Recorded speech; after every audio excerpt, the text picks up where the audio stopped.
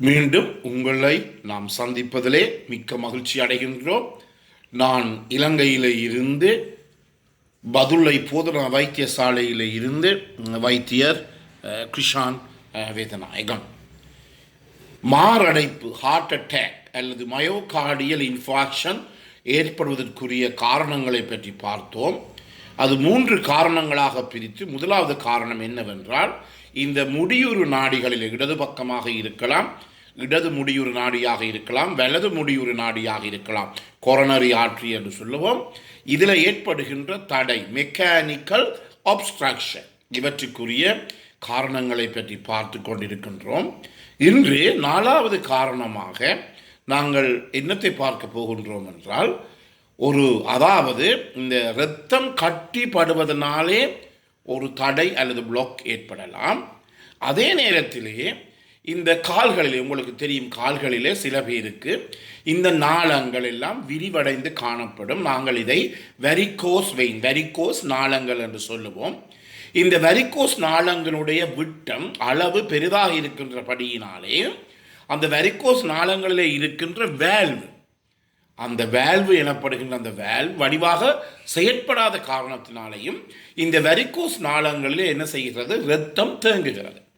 இரத்தம் தேங்குகின்ற போது அந்த நோயாளி போதுமான அளவு உடற்பயிற்சியோ நடக்காமல் இருந்தால் தேக்கமடைந்த இரத்தம் என்னவாக ஆகிறது, ஒரு இரத்த கட்டியாக ஆகும். இந்த இரத்த கட்டியான ஆகிற இரத்தம் அப்படியே இரத்த ஓட்டத்தினூடாக எங்களுடைய இருதயத்துக்கும் எங்களுடைய நுரையீரலுக்கும் செல்லலாம்.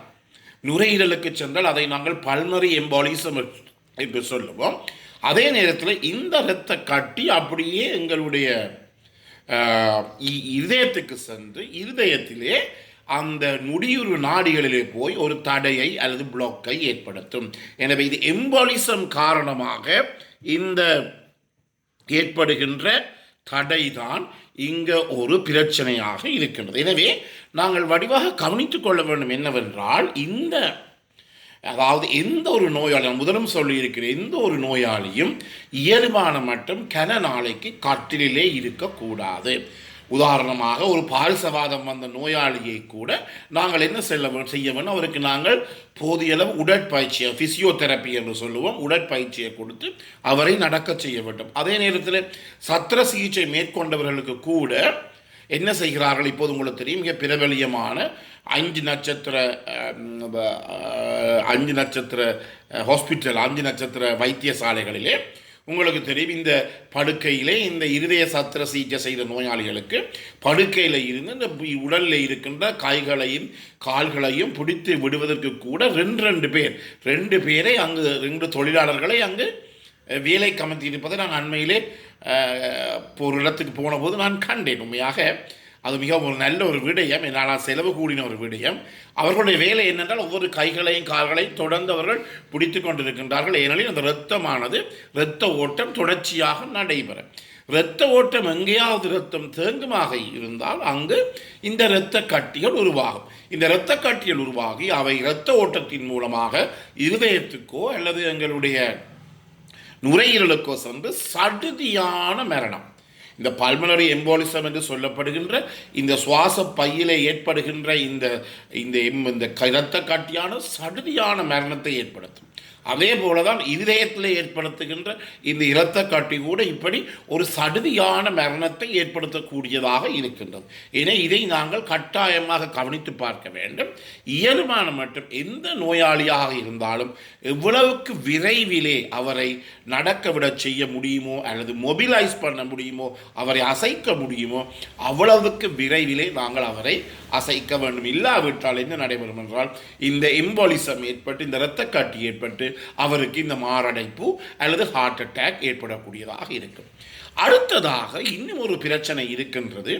இந்த பிறப்பிலேயே முடியுறு நாடிகளிலே ஏற்படுகின்ற குறைபாடு. அது நாங்கள் ஆங்கிலத்திலே கொரோனரி ஆர்ட்ரி ஸ்டெனோசிஸ் என்று சொல்லுவோம். அது ஒன்றுமே செய்ய முடியாது. பிறப்பிலே ஒரு நோய் ஏற்படுமாக இருந்தால் அதை நாங்கள் உண்மையாக கடவுளம்தான் விட்டுவிட வேண்டும். எனவே கொரோனரி ஆர்ட்ரி ஸ்டெனோசிஸ் எனப்படுவது என்னவென்றால், அந்த எங்களுடைய அந்த பெரிய ஏறுகின்ற அந்த நாடிகளிலே இருந்து அயோட்டாவில் இருந்து வருகின்ற இந்த முடியுறு நாடி அது தொடக்கத்திலேயே என்னவாக இருக்கின்றது என்றால் சிறிதாக இருக்கிறது. அதனுடைய சுருக்கி இருக்கிறது. அதனுடைய விட்டம் உள்ளுக்குள்ளே இருக்கின்ற அந்த விட்டம், அந்த ஓட்டை காணாது. அது ரத்தம் அதற்கு கூடாக இருதயத்துக்கு செல்வதற்கு என்றபடியினாலே இப்படிப்பட்ட நோயாளிகளுக்கு என்ன செய்வார்? ஒரு உடற்பயிற்சி எக்ஸசைஸ் ஏதாவது செய்கின்ற போது உங்களுக்கு தெரியும், இந்த உடற்பயிற்சி செய்கின்ற போது ரத்தத்துக்கு தேவையான டிமாண்ட், நான் சொன்னேன் சப்ளை டிமாண்ட் என்று சொன்னேன்.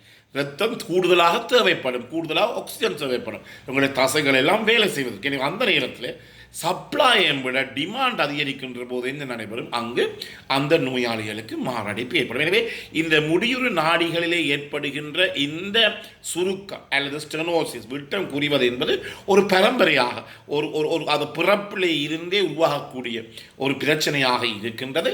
இதை எங்களாலே மிகவும் கஷ்டப்பட்டு தான் இதை நாங்கள் எங்களாலே கண்டுபிடிக்கக்கூடியதாக இருக்கின்றது. எனவே இதன் காரணமாகவும் மாரடைப்பு ஏற்படலாம். அடுத்த காரணமாக சில நோய்கள் ஏற்படுகிறது. உதாரணமாக SLE. இந்த SLE எனப்படுகிற நோய் சிஸ்டீமிக் லூப்பஸ் எரித்ரோமேட்டோசிஸ் நிகழ்ச்சி நீங்கள் தொடர்ந்து கேட்டால் இந்த SLEனாலே எங்களுடைய சிறுநீரகங்கள் கூட நீண்டகால நோக்கிலே பாதிக்கப்படுகிறது. அதாவது குரோனிக் ரீனல் ஃபெயிலியர் ஏற்படக்கூடியதாக இருக்கின்றது. இந்த SLE எனப்படுகிற நோய் காரணமாக எங்களுடைய முடியுறு நாடிகளும் என்ன செய்யப்பட போகிறது? பாதிக்கப்படக்கூடிய ஒரு நிலைமை ஏற்படுகிறது. எனவே இதன் காரணமாக நாங்கள் என்ன செய்ய வேண்டும்? இந்த SLE இருக்கிற நோயாளிகளை இயல்பான மட்டும் நாங்கள் முதலிலேயே அதை கண்டுபிடிக்க வேண்டும். இந்த SLE நோய் என்ன சாதாரணமாக 20 இருந்து 30-35 வயசுக்கு உட்பட்ட கூடுதலான அளவு பெண்களுக்கு தான் இது ஏற்படுகிறது.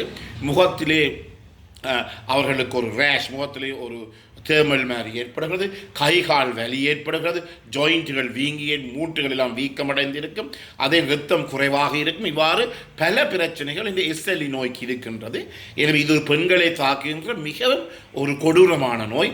முதல் நிலையிலேயே இந்த SLE நாங்கள் கண்டுபிடிக்காவிட்டால் அதை ஆக்களை அப்படியே கொண்டு போடும், ஆக்கள் இறந்து போய்விடுவார்கள். எனவே இந்த மூட்டு வலி, முகத்திலே ஏற்படுகின்ற தேமல் மாறி ஏற்படுவது, இருதய வலி, கட்டாயமாக இந்த முடியுறு நாடிகள் பாதிக்கப்பட்டு இருக்கின்றதா இந்த SLE நோய் காரணமாக என்பதை நாங்கள் உறுதிப்படுத்த வேண்டும். இதற்குரிய மருந்துகளை உடனடியாக நாங்கள் தொடக்கின்ற போது, காலம் பிந்துகின்ற போதுதான் இதனுடைய அந்த பக்க விளைவுகள் காம்ப்ளிகேஷன்ஸ், இந்த SLE என்ற நோயினுடைய காம்ப்ளிகேஷன்ஸ் அல்லது பக்க விளைவுகள் ஏற்படும். இயல்பான மட்டும் இதை நாங்கள் முதலில் கண்டுபிடிப்போமாக இருந்தால் இந்த நோயிலே இருந்து, இந்த நோயுடைய தாக்கத்திலே இருந்தும் நோயாளிகளை பாதுகாத்துக் கொள்ள முடியும். எனவே அன்பர்களே, இந்த நிகழ்ச்சி உங்களுக்கு பிடித்திருந்தால் பார்க்காதவர்களுக்கு அறிமுகப்படுத்துங்கள், இதை லைக் பண்ணுங்கள், ஷேர் பண்ணுங்கள். இந்த மணி சின்னத்தை பெல் சைன் அமர்த்தி இதை நீங்கள் சப்ஸ்கிரைப் பண்ணலாம்.